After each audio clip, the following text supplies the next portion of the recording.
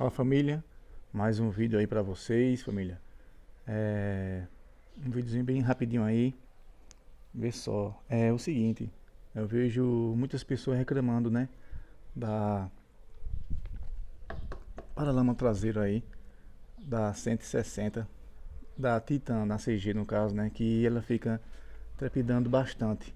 Realmente, isso é um ponto negativo dessa moto muito boa, essa minha 2019.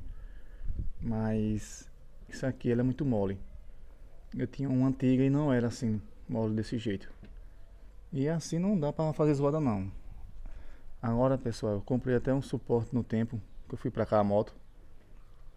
Aí mesmo assim, ela ainda fica trepidando aqui ainda, aqui ó, na parte de baixo, balançando, uma zoada horrível.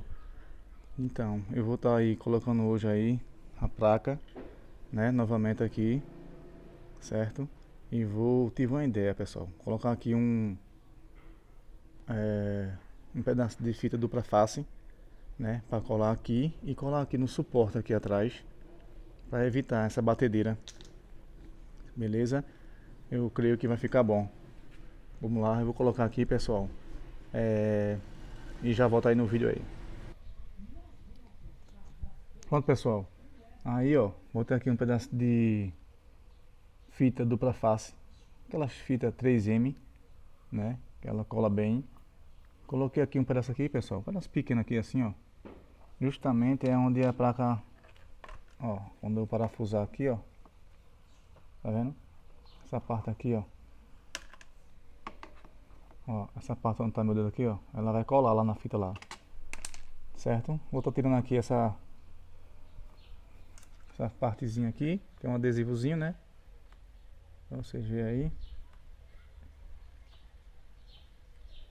E eu acredito, pessoal, que vai resolver a solução aí, ó, certo? Aqui ela vai colar no suporte de placa e vai evitar essa trepidação aí, esse bate-bate aí que é horroroso. O único defeito dessa moto aí que eu achei, 2 anos com minha moto, vai fazer. Minha moto muito boa, né? Moto boa mesmo.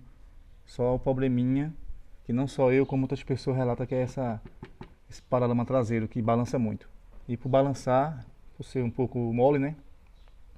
Aí a placa fica batendo. Mas aí eu vou colocar a placa aí, já volto aí pra mostrar a vocês. Pronto, família, voltei aqui.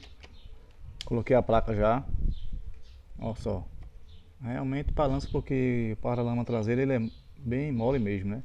Mas não tá fazendo zoado, ó. Vou mostrar aqui a vocês, não é bem possível ver, mas vocês vão ver aí, ó, pessoal.